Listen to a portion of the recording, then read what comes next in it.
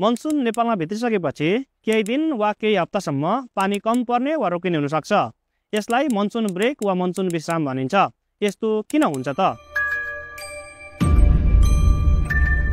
नमस्कार, म डेभिड ढकाल, मौसमविद, जल तथा मौसम विज्ञान विभाग।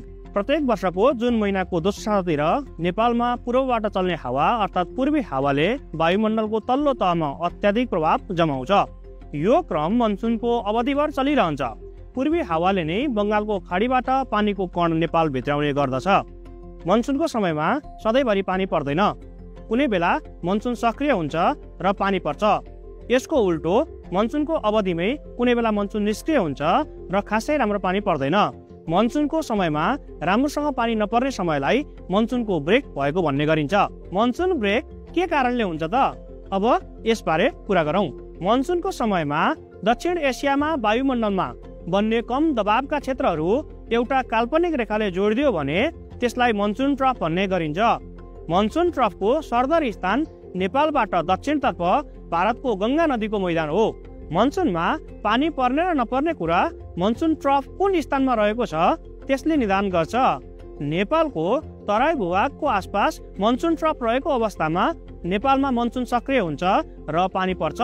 तर यसको उल्टो मनसुन ट्रफ यसको सरदर स्थानबाट अझै दक्षिणतर्फ सर्यो भने नेपालमा राम्रो पानी पर्दैन र मनसुन ब्रेकको अवस्था हुन्छ। मनसुन ब्रेकको कारण पश्चिमी वायुको प्रभाव पनि हो।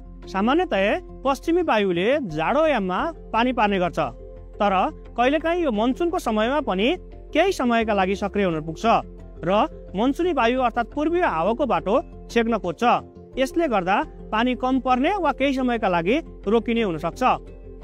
मनसुन भित्रिसकेपछि केही दिन वा हप्ताको लागि पानी कम परेर वा रोकिएर मनसुन ब्रेक हुने र मनसुन ब्रेक पछि मनसुन सक्रिय हुनु सामान्य प्राकृतिक कुरो हो।